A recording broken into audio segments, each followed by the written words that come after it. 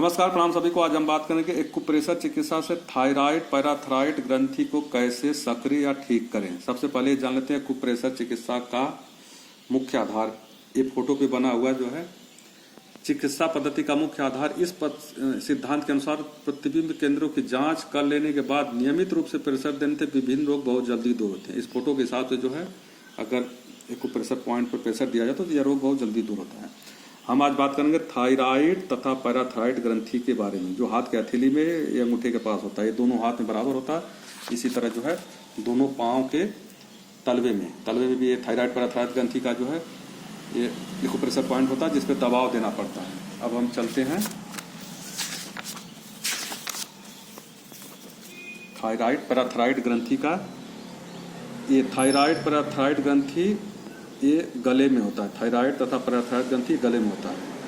ये सबसे पहले जो है ये सारी जो अन्नस्रावी ग्रंथियां हैं, ये रस वाली ग्रंथियां हैं जो है ये समय समय पर जो है एक दूसरे को जो है ब्लड के द्वारा या ऐसे भी जो है ये अपना रस जो है उत्तेजित करने के लिए एक दूसरे को, जैसे प्रीनियल ग्रंथ पिट्यूटरी को जो अपना रस देती है उत्तेजित करने के लिए, पिट्यूटरी ग्रंथ अपना जो है थायराइड पैराथायराइड ग्रंथि को देती है। इसी तरह सारी ग्रंथियां जो है एक दूसरे को अपना रक्त के द्वारा या रक्त नलिका ग्रंथियों के द्वारा जो है रस जो है देती रहती है। तो आज हम बात करेंगे सबसे पहले ये है प्रीनियल ग्रंथ। ये पिट्यूटरी ग्रंथ है। ये थायराइड पैराथायराइड ग्रंथि आज इसके बारे में बात करेंगे। ये थाइमस ग्रंथि है।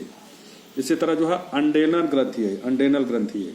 ये अग्नाशय है। ये अग्नाशय है। ये डिंप ग्रंथि है। ये ओवरी में होता है, स्त्रियों को होता है। डिंप ग्रंथि ओवरी में होता है, स्त्रियों को होता है। ये अंडकोश पुरुषों का है जो है टेस्टेड जिसको बोलते हैं। इसी तरह ये सारे जितने भी स्रावित अंग हैं इनका एक्यूप्रेशर पॉइंट पैर में, दोनों पैर में तथा दोनों हाथ में होता है। जैसे यहाँ देखिए पिट्यूटरी ग्रंथ यहाँ है, ये प्रीनियल ग्रंथ यहाँ है। इसी तरह से थायराइड पैराथायराइड ग्रंथि का ये है। थाइमस, अंडेनल, अग्नाशय, प्रजनन ग्रंथियाँ सारा इसी तरह हाथ में भी है। अंगूठे पिट्यूटरी ग्रंथि, प्रीनियल ग्रंथि, थायराइड पैराथायराइड इसी तरह सारे दोनों हाथों में, दोनों पांव में होता है। अब हम चलते हैं पेज नंबर 144 पे। 144 पे जो है चलते हैं।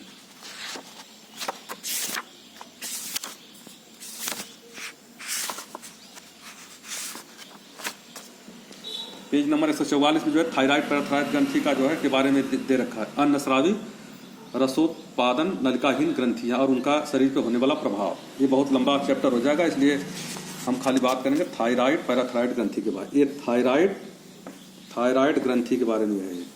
अगर अल्प मात्रा में, अगर थायराइड ग्रंथि अल्प मात्रा में, कम मात्रा में अगर रस स्रावित करती है तो उसमें जो है क्या क्या दिक्कत होता है। ये थायराइड ग्रंथि। अब इसमें क्या है, गहरे लाल रंग की यह ग्रंथि कंठ के नीचे गले की जड़ में 2 खंड में विभक्त होती है। इसे शक्ति से प्रदान करने वाली होती है ग्रंथि, क्योंकि यह शरीर को फुर्तीवान प्रदान करती है।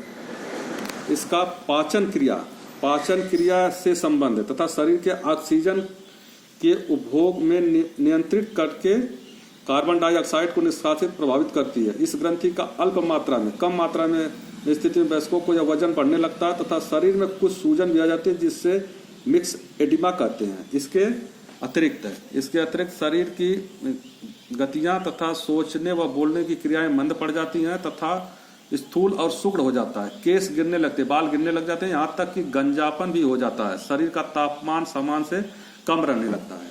अब आते हैं जो है थाइमस ग्रंथि का अतिस्राव। अब थाइमस ग्रंथि में अगर अतिस्राव, ज्यादा स्राव हो रहा है तो इस अवस्था में शरीर का तापमान सामान्य से अधिक रहने लगता है। वजन घटना शुरू हो जाता है। गर्मी सहन नहीं करने की क्षमता कम हो जाती है। जल्दी घबराहट होने लगती है। कई लोगों के हाथ पैर भी कांपते हैं। छोटी बात में उत्तेजित हो जाना इसका अन्य लक्षण भी है। नाड़ी की गति भी बढ़ जाती है। यह ग्रंथि दाम्पत्य जीवन में विशेष महत्व रखती है, क्योंकि ऐसे पति पत्नी जिसकी ये ग्रंथियां एक दूसरे से विपरीत हो, अर्थात एक की साधारण तथा दूसरे की उत्तेजित हो, इससे स्वभाव में परस्पर तालमेल होना काफी कठिन हो जाता है। ये ज्यादा लंबा हो जाएगा, इसलिए पूरा इसको नहीं पढ़ रहा हूँ, थोड़ा थोड़ा करके। अगर थायराइड ग्रंथि बढ़ा या क्या हुआ, दिक्कत इसमें क्या हो रही है, इसको जांच कराने के थायराइड के कई टेस्ट भी हैं, जैसे T3, T4, TSH तथा TBG द्वारा अब यह जानना भी संभव हो गया है कि थायराइड ग्रंथि अपना कार्य ठीक प्रकार से कर रही है कि नहीं कर रही है। कई बार थायराइड ग्रंथि में कोई भी कार्य नहीं होते हैं। पिट्यूटरी ग्रंथि की निष्क्रियता के कारण भी थायराइड ग्रंथि में अपना कार्य ठीक प्रकार से नहीं कर पाती है, क्योंकि पिट्यूटरी ग्रंथि थायराइड ग्रंथि को उत्तेजित करती है, जो पीछे अभी मैं बता रहा था, को उत्तेजित करती है।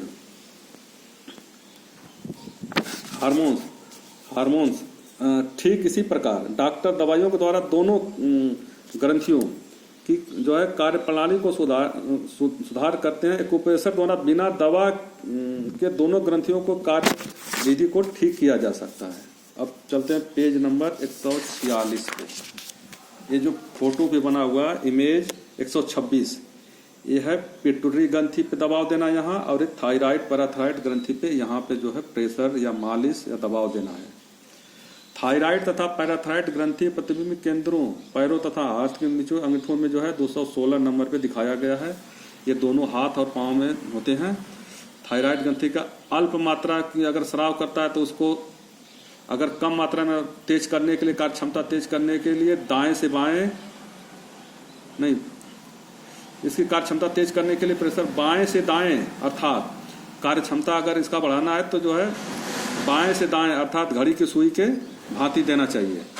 अगर अतिस्राव हो रहा है तो इस स्थिति में इसकी कार्य क्षमता को कम करने के लिए प्रेशर दाएं से बाएं देना चाहिए। वैसे अगर दाएं बाएं का ध्यान नहीं देते हुए, अधिक नहीं ध्यान देते हुए केवल अंगूठे या किसी मुलायम लकड़ी से या उपकरण से जो है सीधा मालिश की भांति भी प्रेशर दिया जाए तो इस ग्रंथि की कार्यप्रणाली समान से अधिक हो जाती है।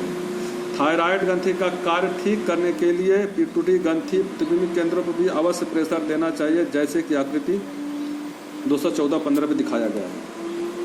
अब आते हैं पैराथायराइड ग्रंथियां। थायराइड ग्रंथि के पीछे दोनों अर्थात कुल 4 छोटी छोटी ग्रंथियां होती हैं, जिसे पैराथायराइड ग्रंथि कहते हैं। इसमें वसा होती है पर आयोडीन नहीं होता है। ग्रंथियां शरीर के सबसे अधिक रक्तमय अंग है तथा रक्त से कुछ रासायनिक तत्वों को ठीक करने में सहायता होती हैं। ये शरीर के कैल्शियम को संतुलन बनाए रखती हैं, अन्यथा हड्डियों की कमजोरी पड़ जाती है और शीघ्र ही दूर हो जाती है। इस ग्रंथियों द्वारा ठीक प्रकार से काम न करने से जोड़ों के रोग हो जाते हैं तथा बढ़ जाते हैं, तथा रक्त में कैल्शियम की मात्रा अधिक हो जाने के कारण गुर्दों में कैल्शियम जमने लगता है, फलस्वरूप गुर्दों की पथरियां बनने लगती है। डॉक्टरी जांच में यह मालूम करना भी संभव हो गया है कि ये ग्रंथियां अपना कार्य ठीक प्रकार से कर रही हैं कि नहीं। दवाइयों के बिना एक्यूप्रेशर के द्वारा इस ग्रंथियों के कार्यप्रणाली में सुधार लाया जा सकता है। थायराइड पैराथायराइड ग्रंथियां के हाथों के पैरों के प्रतिबिंब केंद्र पर जो कि थायराइड ग्रंथि है, जैसे कि आकृति 216 पर दिखाया गया है, इस पर प्रेशर देना चाहिए, क्योंकि थायराइड पैराथायराइड ग्रंथि का जो है पिट्यूटरी ग्रंथ प्रतिबिंब केंद्र नंबर 214 पीछे दे रखा है और 215 पे जरूर प्रेशर देना चाहिए, क्योंकि इनका आपस में जो है गहरा संबंध है। जैसे ये दोनों हाथ और दोनों पैर, ये पिट्यूटरी ग्रंथ हो गया, ये थायराइड पैराथायराइड ग्रंथ है, इसी तरह दोनों पैर में भी है। इनका आपस में बहुत गहरा संबंध है। इसमें गड़बड़ी होता है तो इसमें भी गड़बड़ी होता है। इसलिए आप लोग सबसे पहले ये दोनों प्रतिबिंब केंद्र पर प्रेशर देंगे तो थायराइड पैराथायराइड ग्रंथि से बहुत जल्दी छुटकारा मिल सकता है। इसी के साथ इति समाप्त। धन्यवाद। राजेश कुमार।